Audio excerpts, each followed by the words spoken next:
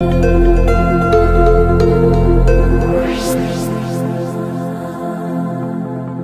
crois qu'il y a eu 50 000 questions en une, mais dinañ ci tontu yenn yi rek et je me réjouis de voir que une certaine opposition essaie de s'agripper à tous les branchages et désormais le cheval de bataille c'est d'être les défenseurs du ministre de la Justice dans une soi-disant brouille avec le reste de l'exécutif. Defe naa mun ngeen ut yeneen moyen d'opposition c'est mieux. wax nga ci mbirum licenciement yi je crois que su dee da ngeen tudd licenciement politique rek yéen a ko wax licenciement politique ça veut dire que recrutement politique amoon na pour recrutement politique am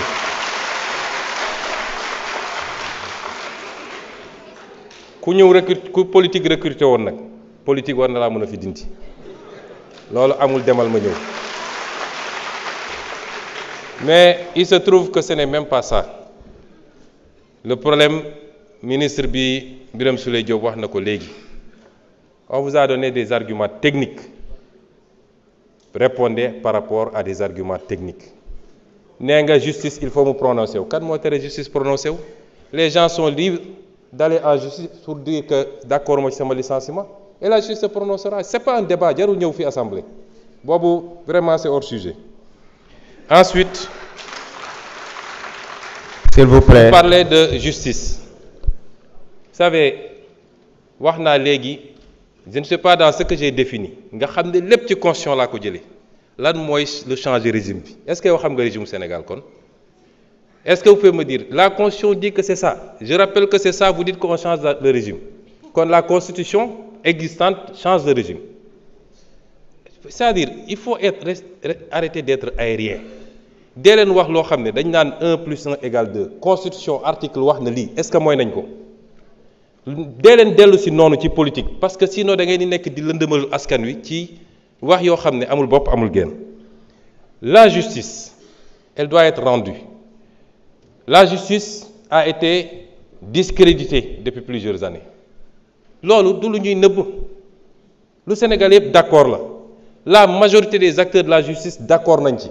Magistrats, avocats, greffiers ñëpp d'accord nañu y a un problème kon loolu lu ñuy waxati te ñi yàq justice nitu justice loxoom mi ngi ci lenn ci nitu justice yi du ñëpp parce que gis nañ li fi xew ak comment on a instrumentalisé des magistrats ba ñëpp ñaawlu ko loolu am na fi et cette justice là il faut l'aider à se redresser parce que erreur bi sénégalais yi warul def mooy jàpp ni dès lors qu'on a élu le président Bassirou Diomaye Faye le 24 mars mbir mi changé na déedéet y a la volonté de changer la conduite du changement et les résultats yi ñu war a am l'État c'est le même État qui est là les mêmes agents hauts fonctionnaires magistrats etc.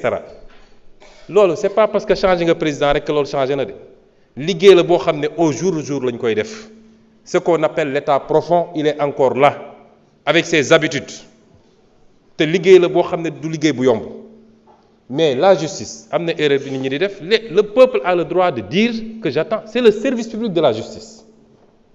Pourquoi on peut mettre la pression sur le président, sur le premier ministre, sur l'Assemblée et le peuple au nom duquel la justice est rendue n'a pas le droit de dire mais j'ai un problème ci sama justice nu muy doxee. Au nom de quoi? On dit le temps de la justice n'est pas le temps des hommes. Le temps de la justice est le temps des hommes parce que la justice est rendue au nom des hommes. Et en matière de justice, il y a un principe qui est important, la célérité. La justice doit être rendue avec célérité. Ça, c'est un principe fondamental du droit. Mën nañ ci poursuivre sax des magistrats lorsque par leur négligence dossiers yi dafa nekk ba peut-être sax génn ci dugg ci délai de prescription yi. On peut poursuivre disciplinairement des magistrats tey bi ñu jóg ñëwee gars yi def inventaire laaj leen dans les cabinets d'instruction ñaata dossiers lañ fa fekk des milliers de dossiers qui dorment là-bas depuis longtemps. On peut trouver des justifications peut-être amuñu suffisamment d'effectifs, peut-être les conditions de travail, mais en tout état de cause la justice doit être rendue avec célérité Parce que le citoyen doit pouvoir connaître son sort rapidement et la société doit pouvoir être édifiée sur le sort du citoyen. Est-ce que yoon la ñu ne nit jàpp nañ ko pour une banalité mu def 10 ans ñu ne mi ngi instruction? Est-ce que vous voudriez être dans cette situation vous? Kon yéen opposition da ngeen di ut fu ngeen di langaamu da ngeen amatul argument nee nga que actuellement dañuy dal ci kaw nit ñi. Gis nga la liberté d'expression constitution moo consacré la liberté d'expression.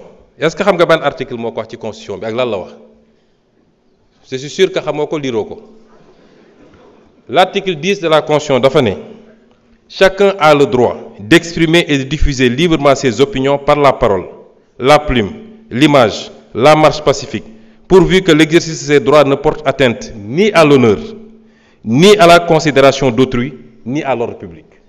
Ni à l'honneur. Parce que ce qui se passe actuellement, cette opposition-là, nga xam ne ñemewuñu parce que xamante nañu ñoom ñooy dem jël ay xale yoo xam ne koo ci laaj mu ne la aw ma certificat yónni leen ci télé ne leen dem leen saaga ji pour attenter à l'honneur des gens, pour attenter à la dignité des gens, à la considération d'autrui et à l'ordre public. Et vous croyez que ça dinañ ko bàyyi muy dox au nom de la liberté? Moi, je vais vous dire une chose. Ba fi mu toll nii je ne me suis jamais intéressé à ces questions. Lu xew ci réew mi ñu ne Sonko la. Je n'ai jamais fait arrêter quelqu'un. Le ministre de la Justice est là. Je n'ai jamais dégg naa même ñi ñu jàpp ci affaire dossier xaalis ak nangam ñu ne Sonko la. C'est pas moi. Damay xëy di gisandoo ci presse bi ñëpp ni jàpp nañ diw. Mais sur ces questions-là, je vous dis qu'à partir d'aujourd'hui, j'assume. Parce que man lu ma dugg rek ngeen xam ne dugg naa. À partir s'il vous plaît. Parce que ce pays duñ ko seetaan te gis nga ñi ngeen di sacrifier wujaaw yi ngeen di yónni ñuy dem di saaga ñoom seen cadre nañ ko régler rapidement. Mu des nag xanaa yéen opposants yi ponkalu opposants yi nekk seen kër yor seeni milliards di joxe di fay ay loyer pour nit ñi saagal leen xanaa dañu génn ñeme léegi bis bu ñu effacer ñoo ñëpp ils prendront leur courage pour sortir et on les attend parce que nag yéen a ngi woo ci terrain bu ñu xam ñun terrain bu ñu mën ñoo leen ciy xaar.